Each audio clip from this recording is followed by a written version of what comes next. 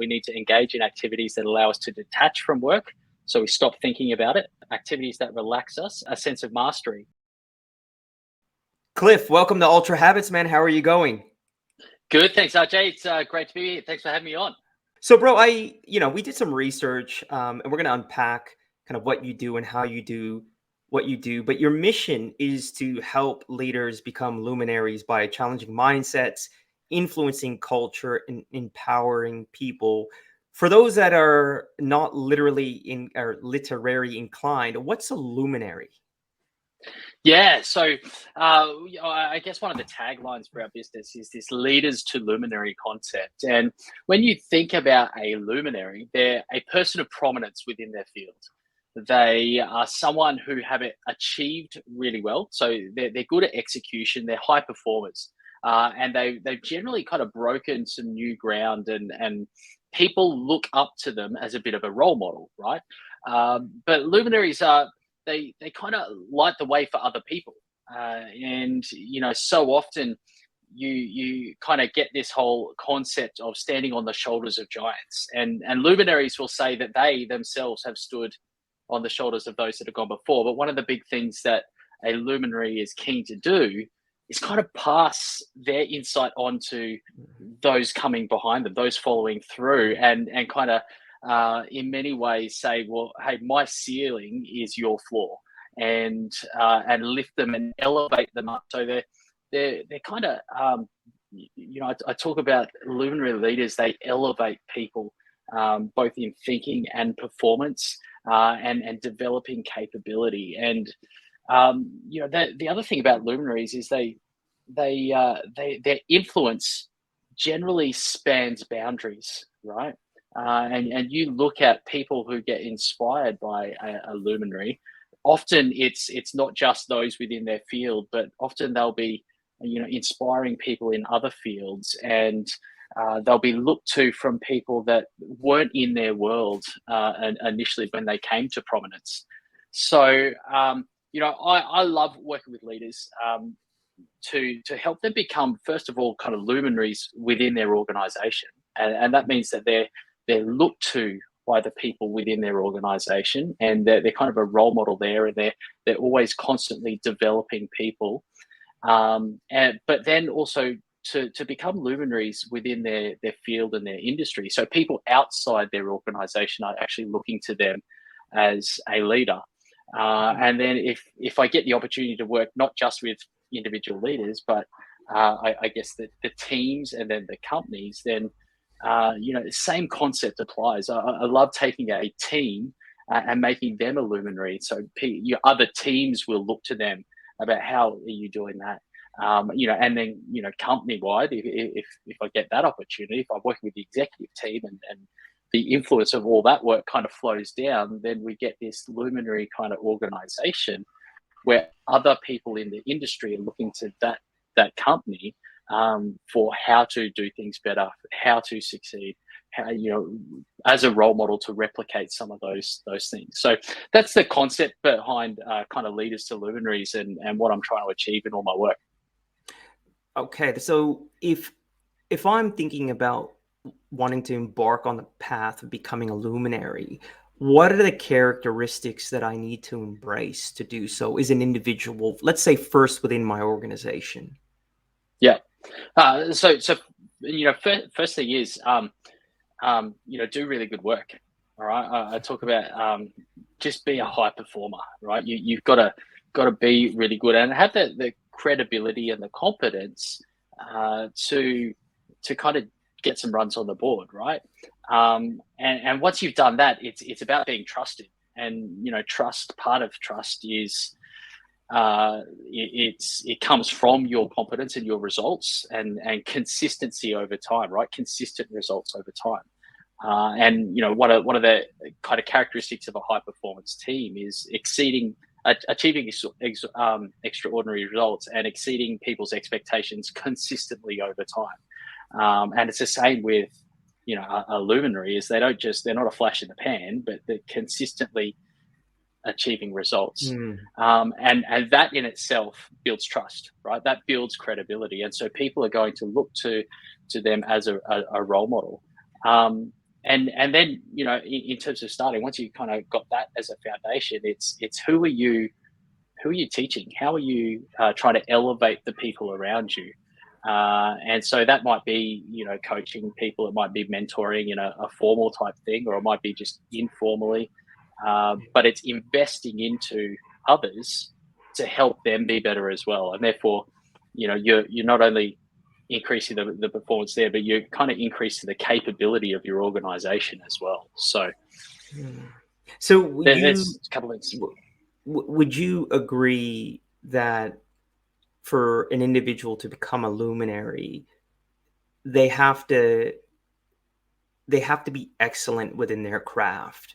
And then I guess the second question is, how important is it for, I mean, you see a lot of people nowadays talking about the importance of vision and kind of this whole Mm, Steve Jobs movement. And I think in many ways, I think it's overrated. I think what's underrated is the ability to effectively execute and mm, be in the weeds and also be strategic. But execution of strategy versus setting a vision and a strategy, which I think is kind of getting played out.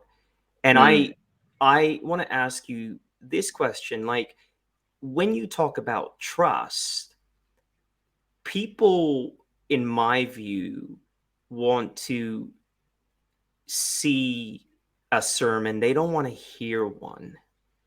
mhm. And so what's your view on that? Like, for a person to be a luminary, do they have to be excellent and the best at what they do, or could they also just be a person that shepherds people, or is it a bit of both? Like, you know, do they have to be Michael Jordan, or can they be, you know, what was it, Phil Jackson, or is there a bit of both? What's the typical makeup of a luminary? Yeah. So, you know, what I would say is that it's not either or, but it's often a both and type thing. You know, does a luminary leader do they have to be excellent at what they do? Well, I would say yes. The excellence in what they do has to be kind of part of how they do things. But at the same time, do they need to be the best? And what I would say is no, Mm, right? You don't have to be the best at what you do to be able to, um, you know, influence others, right? Ultimately, and lead others really well. If you think about it, ultimately, a luminary leader is someone who kind of illuminates the way for others, and they achieve high performance themselves. But the high performance kind of gives them the credibility. It's almost like what attracts people to them, right? But it's the way that they are able to develop people and elevate the performance of others, that kind of what sustains them at a high level, rather than them achieving as individuals for a high level, right? And so so you could, so yeah, so you're yeah, saying go. that individuals need to ultimately pivot to a place where they're more interested in the performance of others versus their own interests. Is that what you're saying? Very much so. So yes, I mean the thing for a real luminary, they kind of they never drop their own performance. Mhm. So they're always focused on what they're doing and doing it really well. Um, but that not their own performance isn't necessarily what drives them, right? It's they get to this point where they're very much focused on the people around them and you know, their legacy, I guess, in some ways. But it's they understand that they can have so much influence and so much impact on their world if they focus on their own performance. Um, Mhm. but for every person that they influence and join them, their influence and impact expands and multiplies, right? And so I talk about this concept of exponential influence or exponential Mhm. leadership. So whenever I'm working with a leader, yes, I'm 100% working with them, but I'm actually looking through them to the people that they lead. And so because I know if I can influence this one leader and equip them to be able to go and influence their teams, then ultimately, I haven't just influenced that leader, I've influenced the team. And really what I want to get to is that the leader that I'm working with, right, equips his team to go and influence their team, right? And you get this multiplication effect and this exponential realization of the influence that I've had in a leader. So in that way, that's kind of very much a driving part of my perspective and why I do what I do and how I do what I do. It's very much around equipping people to go and create, or to create great leaders who go and create more great leaders who go and create more great leaders. And yeah. So you're talking about a scalability factor, right? In terms of, this whole, a lot of people talk about it in financial terms, right? Like compounding interest or compounding habits, right? Where and I do agree with you. I think that if you start at the top, it's probably the most efficient way of then creating that exponential scalability, which is required in terms of influence across the organization. And I think it's a very effective way of doing that. So that was actually one of the things that I wanted to talk to you about. But what we're going to do is we'll pull it back to your own career, particularly your career in the military. We have a lot of guests on this show that are ex-military. I tend to have a lot of shared values, I think, with individuals like yourself in this space. And one of the things I read about you was that you were always kind of interested as a young person on how to lead and how to kind of influence, whether it was your team or others, to achieve a shared goal. And this took you to the military. Like, why did you, what was in the military that you were effectively thinking would help bring the best out of you, or was a point of interest for you to join? Yeah, so I guess my story goes back almost, or my connection to the military goes back, I guess, before that point. And I've got a grandfather, two uncles, three cousins, and a brother who are all pilots. And so flying and aviation is in the blood. And my grandfather in particular was a pilot in World War II. He was a biscuit bomber and flew over places like the Kokoda track in PNG and kind of pushed supplies out to the troops below. And so I was very, very much inspired, and I'm actually named after my grandfather. So my grandfather was Clifford Lanham, and I'm Clifford Morgan. And so there was a bit of a connection there. And since a young kid, I wanted to be an Air Force pilot. And so that was kind of the first real interest in the military. Now, unfortunately, my eyesight's not great, and that was never really an option for me. But when I was a teenager, really, my dad put me on to John Maxwell and reading some of his books, listening to some of his audio tapes, and his messaging around leadership. And for those that don't know, he's probably, I would say, is the world's leading authority on leadership, and probably has influenced more leaders and developed more leaders than anyone else in our current age anyway. But his messaging really connected with me. And so that's where the spark in leadership kind of, was birthed, I guess. And from Just on that, Cliff, why Yeah. do you think your dad felt it necessary to give such a young person a book on what is really a profound topic? Like, what was he trying to achieve? Why did he give you that book? Yeah, look, so I think he saw potential, right? In me is probably the easiest way. I think my dad's story was he grew up, I guess, really below the poverty line. His father was a pastor, and they weren't paid a whole lot of money and didn't have a whole lot of opportunities. And so my dad, at the age of 13, when he wasn't able to afford music lessons, basically made the decision that my kids are going to have the opportunities that he didn't. And so he worked really hard, and through education pulled himself up and became a very successful doctor. And we had a great childhood full of opportunity. And I think my dad, so through that, he very much kind of in a health setting is very much a leader in that space, and I think he saw a lot of potential in the leadership space that I was in, and I guess it was also stuff that he was reading and kind of resonated with him, and I think a lot of the, I guess, values, you mentioned that word before, that John Maxwell talks about, definitely resonate within our family, and sort of part of reinforcing that and also trying to encourage potential would have passed that material on to me. You mentioned health setting. What did you mean by that? So he's a doctor. Yeah, right. So, okay. Yeah. Yeah. So Okay. No, I thought there was a concept there that you were tying it to leadership in the sense that leaders' health set a tone. It was something that I thought it was more of a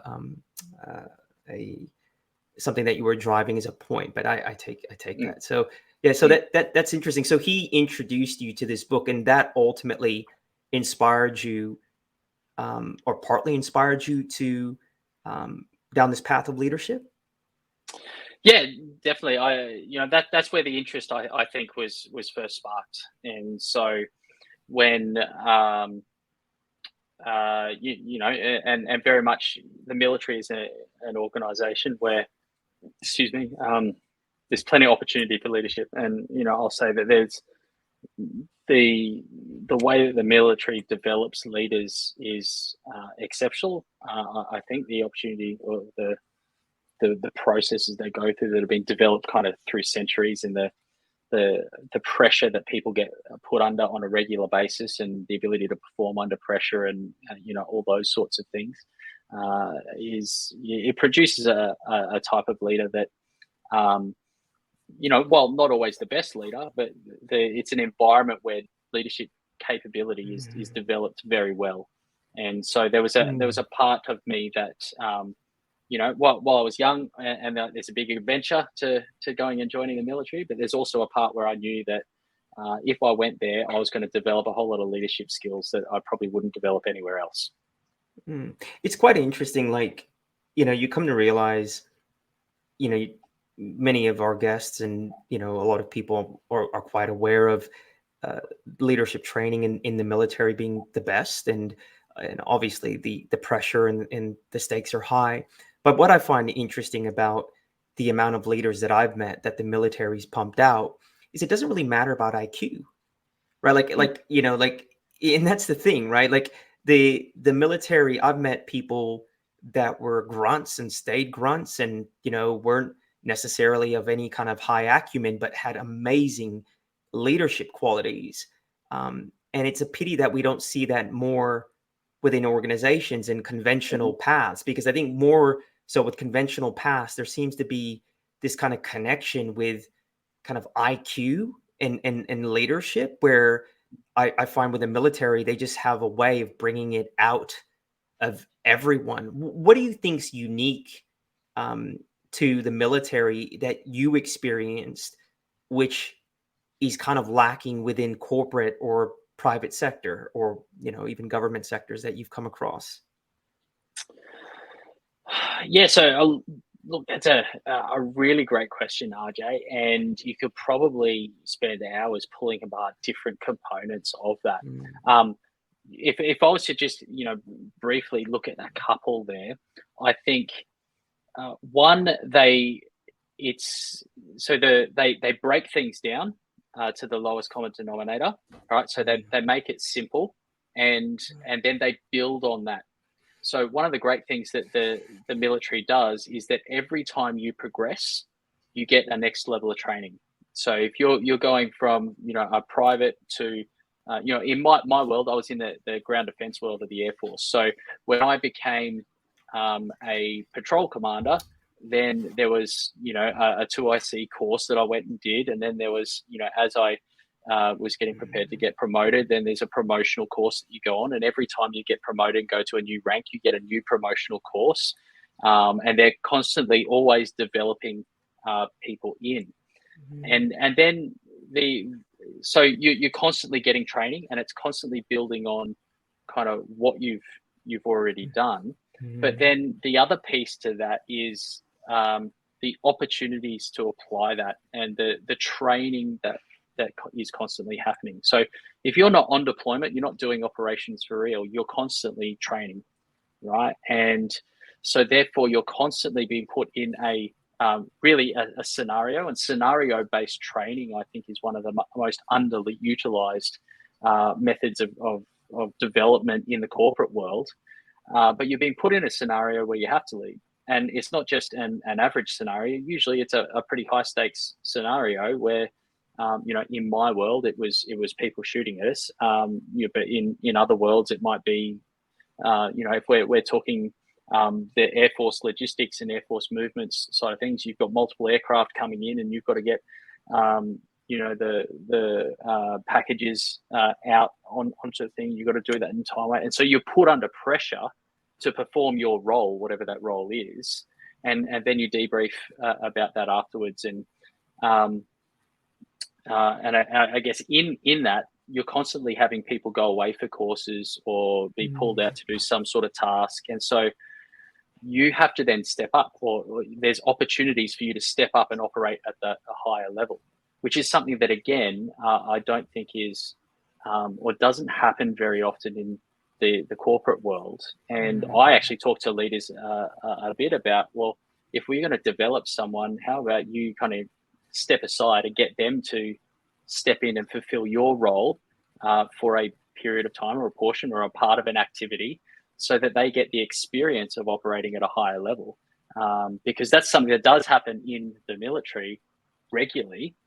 And so you're always, there's this pipeline of leadership that's getting developed. You're always got experience of operating, one up. We call it one up training. And therefore, when, and it's designed, if you think the psychology of it, right, it's designed for the battlefield. If I'm, as a patrol commander, get shot and I'm taken out of the fight, well, who's going to lead the troops? We need to have someone that's willing and prepared and ready to step up straight away. And, so that in a military environment, all those sorts of things happen regularly, whereas they don't necessarily happen in the corporate world. Yeah, no, that's an excellent answer. And I guess, there are multifaceted challenges there, right? With corporate, there's BAU.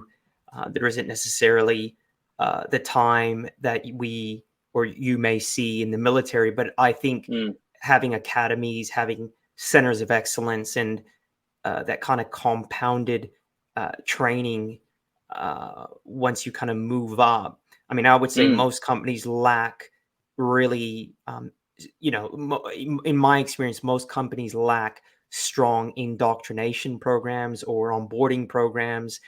I mean, most of those are weak in my view. So let alone any kind of enhanced training when one is kind of moving from one level to the next. So no, that was a really, really good answer and really insightful. So one of the things that really caught my eye, we were looking at your website earlier. It says, we were talking about leadership here, and on your website, you mentioned, we've all had leaders that we would, go into battle for, take a bullet for. And we've also had the worst kind of leaders, the ones that you prefer to throw a grenade under their bed while sleeping. I thought that was really pointed and hard hitting. And, it said that you really are about, challenging poor leadership. Cliff wages a war against the perpetuation of poor leadership. That's a big statement. So what happens when you go into an organization and you come across a company that has really, really bad leadership? Like, what do you do? So, or you mentioned earlier the statement that I say, the way that I go about what I do, leaders to luminaries, is through challenging mindsets, influencing culture, and empowering people. And so I look to do those three things. And at some, if there's poor leadership with the companies and clients that I'm working with, invariably they're going to get challenged. So it is about calling it out. It is about challenging them, the way they're doing it, why they're doing it. and challenge them to make a change. Right now, obviously, that needs to be done in a really respectful way, and you can't just walk in here and sort of say, "Well, you're being a bad leader." There. So you've got to go about that in a respectful way, but it is challenging them. So often, people. Here's the thing, RJ, is that so often people haven't ever seen what good looks like. There's some research out there that sort of suggests that, and it's a little bit old now, so I hope the figures have changed, but it suggested that it's 10 years between when someone gets their first supervisory responsibilities and when they get their first decent amount of leadership training. And so it's a decade of trying to figure out stuff, not knowing what you're doing. And in situations like that, what do? Well, you look to the people you've seen that have led before you, like the people who have held the role previously. Now, if they haven't had the leadership training, they're trying to figure it out themselves and don't know what they're doing, then you're replicating, a whole lot of mistakes, right? And that's kind of where the perpetuation of poor leadership comes in, because you don't know any better. You haven't seen what good looks like. And so challenging them to say, well, actually, stop. What are you doing? What's the purpose behind this behavior or this thought pattern? Or you've taken this approach to achieve this. Let's actually think that through and challenging them to do that. And so often, like, the intent is good, but the execution is poor. And so often that is the case. And so I talk about the principle of 3 I's. When people understand that the impact of their behavior is different from the intent, then they will initiate change themselves, right? So the way that I challenge them is so often highlighting the difference between the intent and the impact, and then we can have the conversation about what needs to change. So there's a bit of an insight as to how I approach that. That's a huge one. I think that so many leaders see themselves very differently to how they're viewed by their people. Yeah. And that's a huge piece, I think, when someone comes to realize that, like, that can be quite heavy. And so you talk about, you have to approach things very sensitively when you come into an organization. Are you generally sourced by the board or a CEO, or usually working with the management team? Like, or is the individual that is having the issues, do they source you? Like, what's generally the way that you're sourced? Because, I mean, one is, if you're sourced by the individual that's having the challenges, one can say, well, that individual has some level of awareness. But if you're sourced by their bosses, like, what's that conversation like? And generally, what's the way? How does it happen, I suppose? So I guess all of the above. I intentionally keep a broad client base and do a broad scope of I guess, type of work, and that's both from an interest perspective for me, but also from a diversification from risk from a business perspective. So trying to play things strategically there.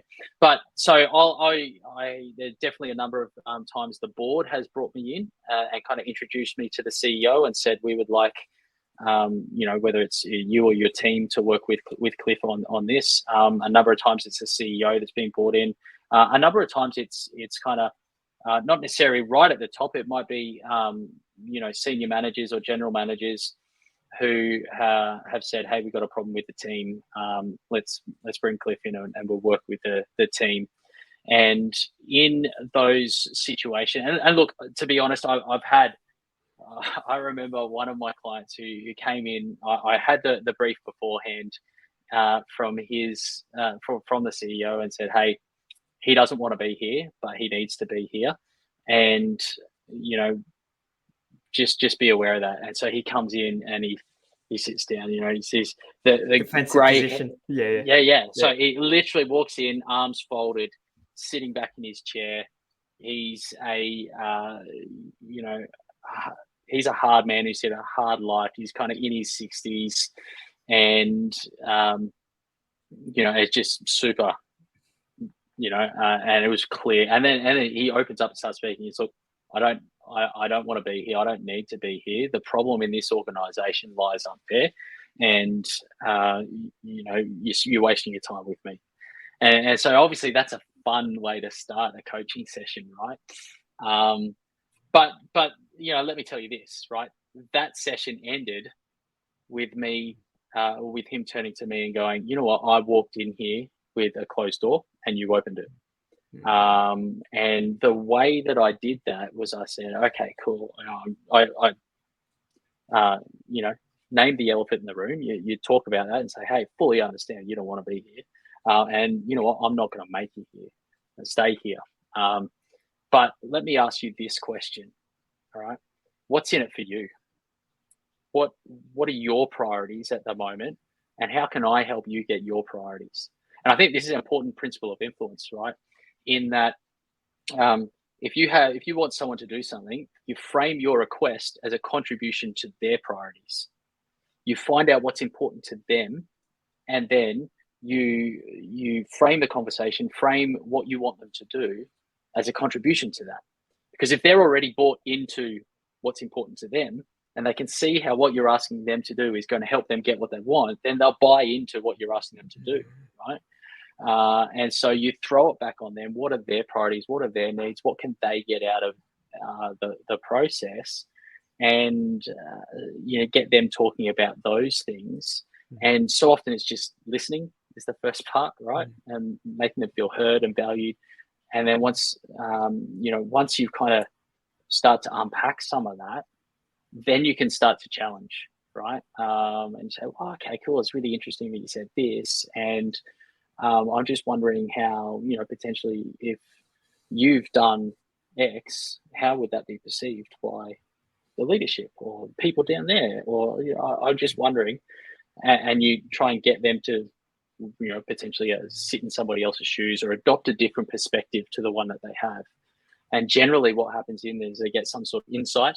And, there's a whole lot of things around, flash of dopamine in the head that allows them to feel good as opposed to the insight. And then you start getting motivated to make a change and, start to align their behavior towards their intent. And, that's kind of the way in the door, I guess, to some of those really hard cases. Yeah, I think that's a huge one, Cliff, that kind of alignment of actual someone's actions and behavior to intent, because I feel like a lot of times people think they are, but they're completely misaligned. And sometimes those situations can be hostile when you're trying to get that individual to see that. One of the things I realized, and I know we had a chat offline a week or so ago, was a lot of what you do has a high orientation of coaching in it, right? And let's talk about the executive that is managing a team. People talk about that old adage of the difference between a leader and a manager, and I think that conversation's happened a lot. But I would ask you, like, what is the difference between coaching and, I suppose, managing, and how do those two interplay? Like, for instance, I've led people. Sometimes I just need them to get shit done. But then the conversations will end up becoming a coaching session when I didn't really want it to be a coaching session at that time. Like, is there a forum? Do you weave it into your daily way of operating as a leader? Like, what's your perspective on the interplay of coaching and managing, and how does that operate effectively when you're running a team? Yeah, definitely. So, if you look at coaching is essentially asking strategic questions to help other people figure out, whether it's solve their own problem or figure out what they need to do to achieve an outcome. But it's asking strategic questions, right? And that's a great way, and I'm biased, but I would say one of the best ways to help them develop and learn what they need to do and foster initiative so that they can do it themselves in the process. And so really, if you were to look at the difference between, I guess, I talk about directing and then through coaching, all right? And that's the kind of the continuum there. So you've got really directing at one end and coaching at the other. Yeah. In the middle, you've got this kind of mentoring piece, which is kind of providing advice based on your experience. So often people think leadership management, being higher up in the hierarchy, there's a need for directing to happen. You know what? 100% there is. Coaching is not the right approach for every situation. There are times, as you said, you just got to get shit done, where there's a whole lot of pressure, where there's a whole lot of time imperatives and things like that. And so you just say, hey, I need you to do this, and I need you to do it now, right? But my question is, where's your default approach, right?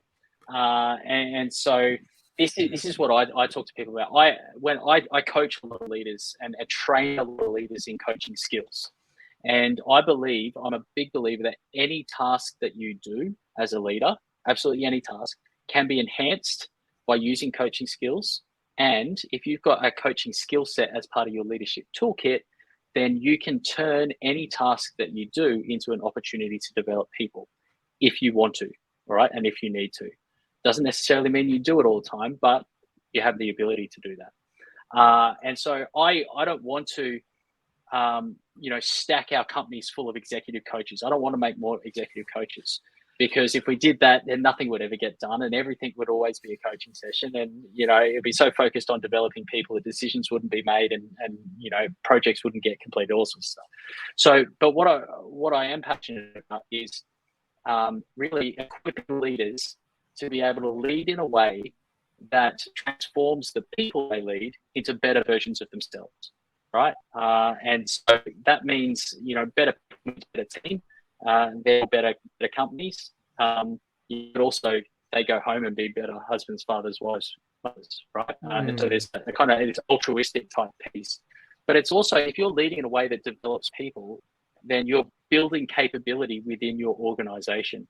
You're developing a pipeline of leadership and layers of leadership all the time as you do what you do. And so for me, my belief is that the best approach for a leader is to have coaching as a default approach, right? Mm-hmm. And so when someone comes to them and says, hey, I've got a problem, you say, okay, cool. Well, what would you do? And get them, foster their thinking and foster their initiative and develop them in the conversation. And they stray from that approach as needed with time and pressure and workload and all those sorts of things, rather than their default approach being directing and telling people what to do. And then, only when the pressure's off and only when their time allows that you start to coach. Because in today's workload, everybody's so busy that they're just sucked into the machinations, and there's never any mental space to take a coaching approach. So if your coaching is your default and you're constantly asking questions, then you're constantly going to be developing people. But as I say, I want to equip leaders. I want leaders to lead. I want them to be lead, and use coaching skills to enhance the way they do that, versus a whole bunch of executive coaches who occasionally don't coach. Yeah, that's my approach anyway. Yeah, no, and it makes sense, right? Like, we're trying to get our people to think for themselves and not become the kind of one-stop shop for all direction and movement, right? Like, that would completely become inefficient too. So as we start to wrap this up, we kind of always land on one question that's orientated towards habits and the subject matter expertise of the person we're interviewing. So I'm going to ask you, if I want to become a luminary, I'm on a path, like, I'm pretty good at what I do. I'm mid to senior management in an organization, and I want to become a luminary. What are some of the habits that I could start to implement in the way that I operate that would set me on that path, Cliff? Yeah. So look, the first one would be ask more questions, right? And ultimately that's what kind of coaching is. And so the more questions you ask, the more you engage your people, the more they start to think for themselves, the more they learn and all that sort of thing. So I would definitely say that is a really important habit for leaders to gain. Mhm. The other one, well, I mean, there's so many, right? We Yeah. all have these great habits, and it's really hard. I think there's a piece where um,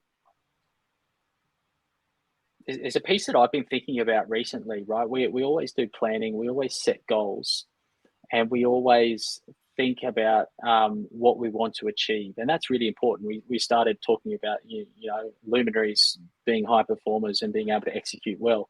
So if we plan on um, you know, the goal, and then plan out the steps and the actions we need to take, and we focus on doing those actions, Mm. and that's all well and good. um, I've started to be thinking a bit more around kind of energy management. Mhm. And if we are in a really low energy state, for whatever reason, it might be a late night the night before, or it might be, you know, high stress at work, it might be that we're not real health. It could, it's for a whole lot of reasons. We don't feel like taking the action that we've planned out to do, Mhm. right? Then it becomes really hard, and Yeah. hard to build momentum and that sort of thing. So the question that I've been asking myself is, how do I shift the focus from what are the habits that I need, or the rituals that I have in my daily life, to put me in a really good energy state, so that it's easy to take action, Yeah. right? So it's easy to be motivated. You know, so some of those little things for me, you know, every morning I get up and I do push-ups. It's the first thing Mhm. that I do when I get out of bed, and that's a habit that I've cultivated over years. But that gets the blood flowing. It kind of wakes me up. It gets the heart, you know, rate going, and I have you know, a back injury that I need to maintain my core to Mhm. manage that from my military days, and so I'll habit stack. You know, I'm sure a lot of your readers will be aware of Atomic Habits and James Clear, and talking Mhm. about habit stacking. So I've got stretches and things to go from that, and then I'll follow that with a cold shower. You know, probably do some exercise in between, but you know, there's a cold shower, and these sorts of things. You know, the cold shower is a reliable way to, without increasing cortisol and cortisone, you're getting the adrenaline pumping in your body. So Mhm. physiologically, you're putting yourself in an energized, focused state. So these are the little kind of rituals that allow you to get into an energy state, or a mindset.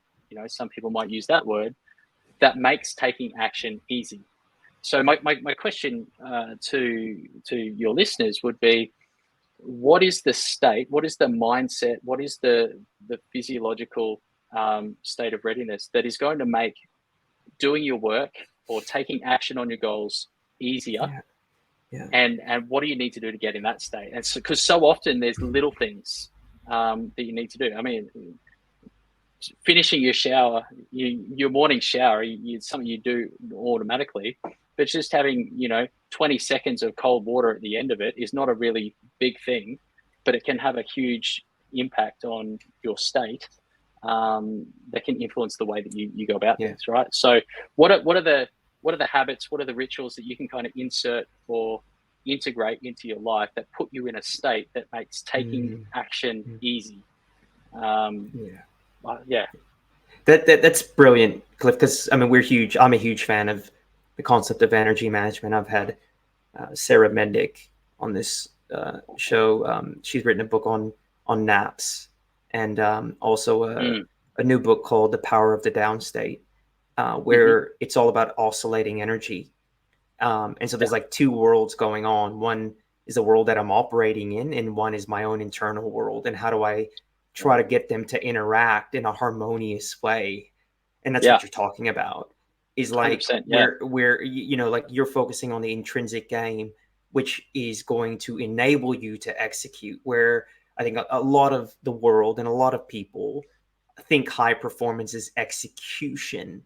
Well, workaholism could look like high performance, doesn't yeah, necessarily mean that 100%. it is high performance, right? Like, you know what I mean, dude? So, yeah. And one of the areas that I think I'm working more with senior leaders about is the space, recovery from work, right? Yeah. You know, you understand the importance of recovery, and anyone that's trained as you know, at a high level in sports, elite performance is always the stress and the pressure of the performance, and then the recovery of it.